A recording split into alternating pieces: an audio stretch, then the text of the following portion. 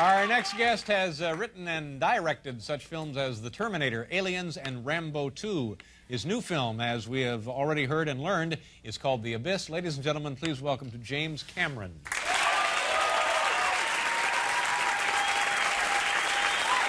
Hi, James. How you doing? Pleasure to see you. Well, I'm all right. Been better. Have a seat. Now this is, we've been joking about having the director of this film on, but this is not just an ordinary film, is it? This is a little something special. Mm-hmm.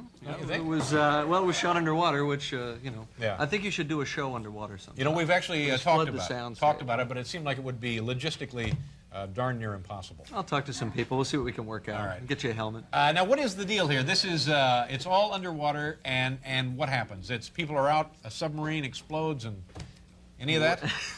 Bits, yeah. A nuclear submarine sinks under mysterious circumstances. Right. You've got a crew of oil rig divers on the bottom of the ocean who get called in to find out what the hell's going on, and they start coming in contact with something very strange. It's coming up from a lives much down there. Lives down there, yeah. Now, in all of the oceans of the world, is there anything like the abyss? Is there like a bottomless hole anywhere? There are places where it goes down 5, 6, 7 miles. Yeah. And it's relatively unexplored, so anything could be down there. We don't know. Now, people who have seen the film, people are divided. Some people say, geez, this is the best picture ever, and other people are thinking, well, there's no fish. You know? Do you have fish in the movie? Well, budget cuts. but do you see fish? But we can afford Chris. Yeah. Oh, good. But is there marine life in there?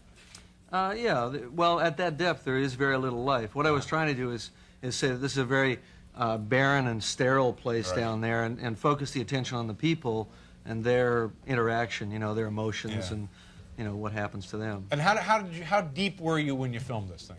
55 feet, something like that. Yeah. And were the actors that deep as well? Mm-hmm. Yeah. And did they all take dive training? Yeah, when I auditioned the actors originally, they all, you know, thousands of actors came in for parts, and I kind of winnowed out the ranks a little bit. I said, you know, you're all going to die. Yeah. That was like the icebreaker, and I said, you know, you're going to have to learn to dive, and you got to expect losses. You know. Losses, really? You know, we were very safety conscious on the picture. Well, now, but have you heard? You must have heard this, that Ed Harris is steamed because he says that you tricked him and hid his oxygen or something like that. Just a little underwater joke, you know. I mean. No, but is that true, or is that just not? It was probably some momentary tiff. I hid his air, you know. But no. Well, I was partying with Ed last night, and.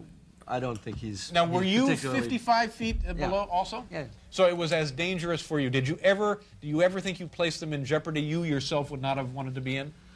Not that anybody wants to be in jeopardy, but you know what I mean. Well, some people like to challenge themselves, and I think we all were trying to push ourselves a little bit. You know, jeopardy is relative. It's funny, I've been doing a number of press interviews and so on, and people say, you know, how dangerous was it? And I say, not very. And then I get in a taxi or a limo, and I'm driving around New York, and I see people stepping off the curb and almost getting killed, and I almost get killed, and I'm hiding under the seat, and I go in and do another interview, and wasn't it really dangerous? And I go, you know, yeah, it was not real dangerous, and then I get out and I go in the taxi and I almost die, and so, you know, jeopardy is kind of it's a relative thing, you know. The budget for this film was what, $40 million? $43 million. $43 million. And what was the budget on the first film you directed? First film I directed, which I got fired off of, was called Piranha 2, and I think it was about $600,000, and then the second film was The Terminator, and that was $6 million, and the next film after that was Aliens, and that was $17 million, and this one was $43. So the next film on that curve would be about $150 million. Yikes. Do you think somebody will... My phone's not going to ring for a while, by the way. Do you think somebody will spend that kind of money on a film? No, I don't think so. Yeah, but I mean, years and years ago, somebody would have said, geez, I'll never spend $40 million on a film either, I guess. Well, you know, $40 million doesn't buy what it used to. Yeah, that's a shame. No fish. And before Piranha 2, which was the blockbuster sequel to Piranha. Yes. How did you start? What was your first position in film? What did you do?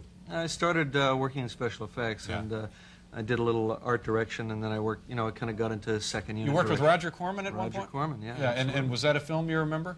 You worked on a film? Yeah, I with him? worked on Battle Beyond the Stars and another film called Galaxy of Terror. Yeah. In fact, I got my first directing gig, which was, Piranha 2, as a result of Galaxy of Terror. I was doing second unit directing on that film, and my very first job as a director, it was like, okay, today I am a director, second unit director. Was second unit being what? Little inserts and things. If you need a cutaway to something, and they needed a cutaway to a dismembered arm lying on the ground with worms crawling around on it. So, I have the arm, I have the worms. We have set up the camera, it's lit, and nothing happens. Yeah. It's just like a still photo. So I have them put a piece of zip cord, strip it down, and lay it underneath the arm, and we make it wet so that it'll conduct. And there's an electrician around behind the set. And the only cue I could think of was action, to tell him to throw the switch. So you're going to shoot electricity into the arm, Right the worms, both? Yeah, right, exactly. And what I didn't know was that these two producers who were looking for a director for Piranha 2 had come in behind me. And they were looking over the setup. And I said, all right, roll camera. They rolled. And action, and the electrician behind plugged in. The worms all started to move. I said, that's good, that's a cut. He unplugs. They didn't see him. Yeah. Worms stopped moving. I turned and say, come with us, we'd like to talk to you about a film we're making. And then it was Piranha 2. Well, this has opened nationwide now, is that the deal? Abyss Just is all open, over. yep. And do you think, is it going to be like one of these big ones, like Batman or some of the others that have... It's hard to say. It's anybody's guess. People seem to want to spend a lot of money this summer at the movies, which is great. But on the other hand, they might have spent it all already. Yeah. All right.